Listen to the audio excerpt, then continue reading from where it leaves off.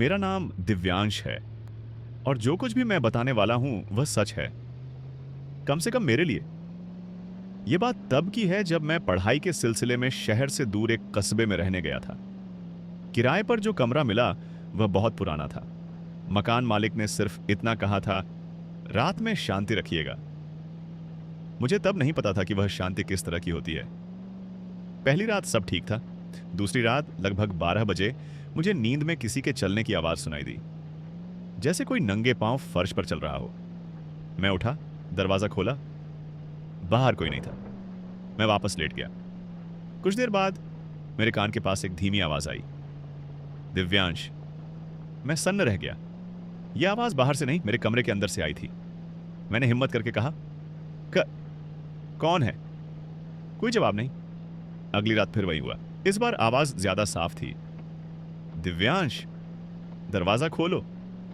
अब मेरा दिल जोर जोर से धड़क रहा था। मैंने दरवाजे की कुंडी देखी, वो अंदर से बंद थी। फिर आवाज आई, मुझे पता है तुम जाग रहे हो। मैं पूरी तरह डर चुका था। मैंने चादर ओढ़ ली और आंखें बंद कर ली। अचानक मेरे बिस्तर के पास किसी के खड़े होने का एहसास हुआ। ठंडी हवा और सड़ांध जैसी गंध। मैंने आंखें खोल दी। मेरे सामने एक परछाई खड़ी थी। कोई चेहरा नहीं, बस इंसान जैसी आकृति। उसने फिर मेरा नाम लिया, दिव्यांश। इस बार उसकी आवाज मेरी ही आवाज जैसी थी। मैं चीख भी नहीं पाया। मेरी आवाज जैसे गले में ही अटक गई।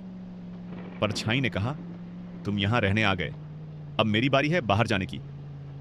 अचानक कमरे की बत्ती खुद ब खुद जल गई और वह परछाई आईने के अंदर खड़ी थी। आईने में मैं नहीं था, वह था मेरे जैसे चेहरे के साथ, लेकिन आंखें पूरी तरह काली। मैं डर के मारे बाहर भागा, सीधे पड़ोसी के घर। जब मैंने सब बताया तो वह आदमी सफेद पड़ गया। उसने कहा, इस कमरे में पहले भी एक लड़का रहता था, वह अचानक गायब हो गया। कहते हैं उसकी आवाज आज भी लोगों को बुलाती है। मैं उसी रात कस्बा छोड़कर चला आया, लेकिन कहानी यहीं खत्म नहीं होती। कल रात मेरे नए कमरे में आईने के सामने खड़ा होकर मैंने अपने आप को देखा और पहली बार मेरी परछाई ने देर से हिलना शुरू किया और मेरे कान में एक आवाज आई, अब तुम मेरी बारी का इंतजार कर रहे हो।